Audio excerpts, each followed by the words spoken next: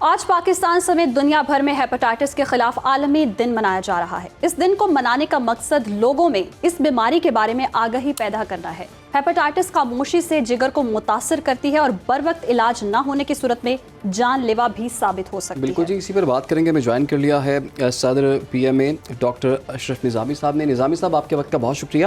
اچھا ڈاکٹر صاحب، یہ بتائیے گا جو ہیپاٹائٹس ہے یہ کس طرح سے ہوتا ہے؟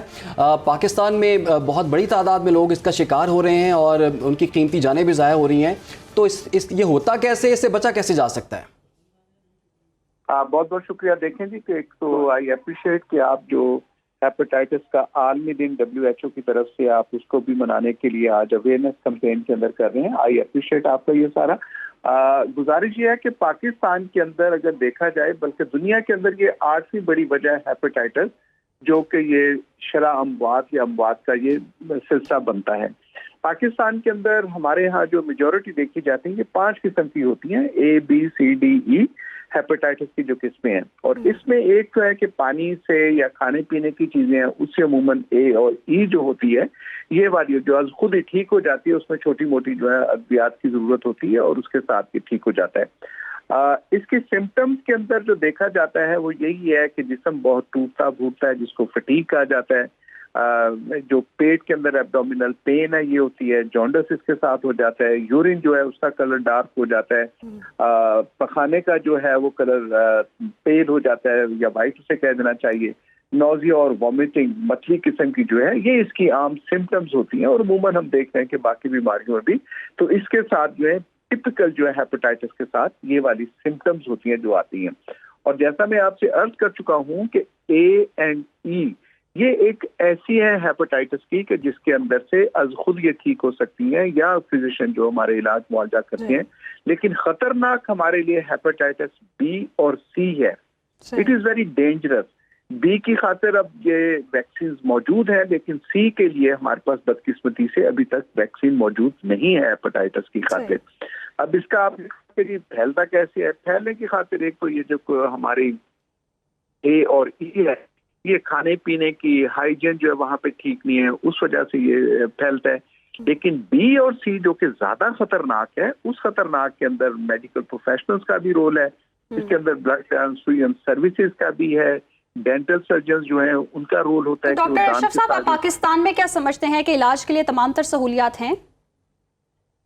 دیکھیں یہ دنیا کے اندر ایسا ہے۔ پاکستان کے اندر ایک تو ہمارا ڈائگنوسٹک جو criteria still we are suffering from the diagnosis, کہ ڈائگنوسس جو ہے وہ ہمارا لیٹ ہوتا ہے، پھر ہمارے جو سوسائٹی کے اندر ٹیبوز بنتے ہیں وہ بھی اس کے ساتھ مسئلہ ہوتا ہے۔ اب اس کی جو ٹریٹمنٹ ہے ہیپاٹائٹس B اور C کے لیے یہ قدرے مہنگی ہے، اس کی ڈائگنوسس بھی مہنگی ہے اور اس کا علاج بھی قدرے کچھ مہنگا ہوتا ہے۔ گو کہ حکومت اپنے تمام تر وسائل کو استعمال کرنے کی کوشش کر رہی ہے کہ اس کا علاج معالجہ جو بہتر طریقے سے خلق خدا کو دیا جا سکے، لیکن it is one of the costly treatment جو کہ ہیپاٹائٹس B اور ہیپاٹائٹس C کے لیے دی جاتی ہے۔ اور آپ جانتے ہیں کہ ہیپاٹائٹس C کے لیے جب فیلر ہوتا ہے تو اس کے اندر جو ہے اس کی ٹرانسپلانٹ سرجری کی بھی ضرورت ہوتی ہے۔ لاہور کے اندر ٹرانسپلانٹ کا ایک بڑا سینٹر بنا دیا گیا ہے اس کے لیے، لیکن وہاں بھی میں سمجھتا ہوں کہ جو سہولیات موجود ہیں اور فائنینشیل جو برڈن ہے وہ کافی حد تک وہاں پہ زیادہ ہے، لوگوں کی وہ پہنچ سے وہ کافی باہر آ رہا۔ حکومت کا کہا تو جاتا ہے کہ وہاں پہ مفت علاج کیا جاتا ہے، لیکن جتنی بھی ناقص رائے ہے کہ وہاں پہ اس طرح سے نہیں جیسا ہم سمجھتے ہیں کہ وہاں پہ ہونا چاہیے حکومت کو یہ سہولیت۔ And having said the main theme that is the prevention کے اوپر، اویئرنیس کے اوپر، اس کے اوپر زور دینا چاہیے۔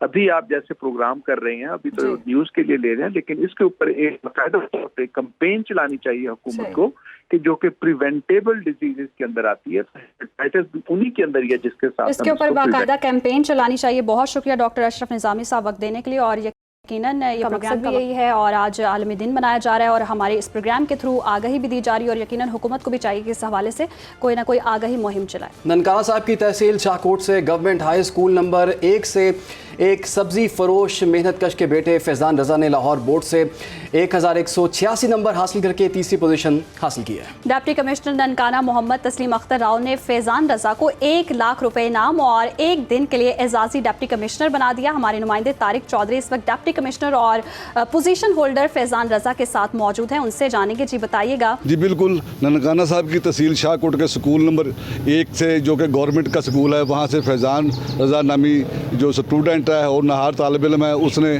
पंजाब बोर्ड में तीसरी पोजीशन हासिल की है, जिसके एजाज़ में डिप्टी कमिश्नर ननकाना साहब ने 1 लाख रुपया इनाम और 1 दिन के लिए आज़ादी डिप्टी कमिश्नर बनाया है। मेरे साथ इस वक्त डिप्टी कमिश्नर मौजूद हैं, आइए उनसे जानते हैं। बेसिकली ये कदम इसलिए लिया गया है कि हम अपने बच्चों को इंस्पायर कर सकें कि वो पढ़ेंगे, आगे बढ़ेंगे तो पाकिस्तान का नाम रोशन करेंगे, अपने माँ बाप का नाम रोशन करेंगे, अपने शहर, अपने इलाके, अपने स्कूल का नाम रोशन करेंगे।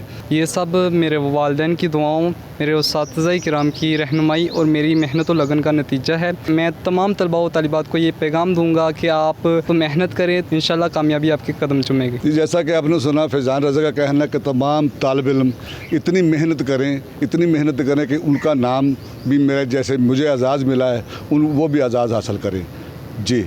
मुल्क भर में एक बार फिर मानसून बारिशें बरसाने वाली नई हवाओं का स्पेल दाखिल हो गया है। आज से जुमेरात के दौरान इस्लामाबाद, पंजाब, खैबर पख्तूनख्वा, गिलगित बल्तिस्तान और कश्मीर में शदीद बारिशें होंगी। मुख्तलिफ शहरों में, मुख्तलिफ इलाकों में क्या सूरत हाल है, जानेंगे अपने नुमाइंदगान से। और बाबूसर टॉप पर एक हादसा पेश आया है जिसमें निजी TV की एंकर शबाना लियाकत, उनके शौहर और 3 बच्चे जो हैं वो लापता हो गए हैं। और बात करेंगे अपने नुमाइंदे शबीर मीर से। शबीर, इस वक्त बारिशों के बाद यहाँ पर क्या सूरत हाल है? हालिया बारिशों के बाद गिलगित बल्तिस्तान में रिलीफ का काम बहुत तेज़ी से जारी है। उन बारिशों से गिलगित बल्तिस्तान में तबाही मची थी।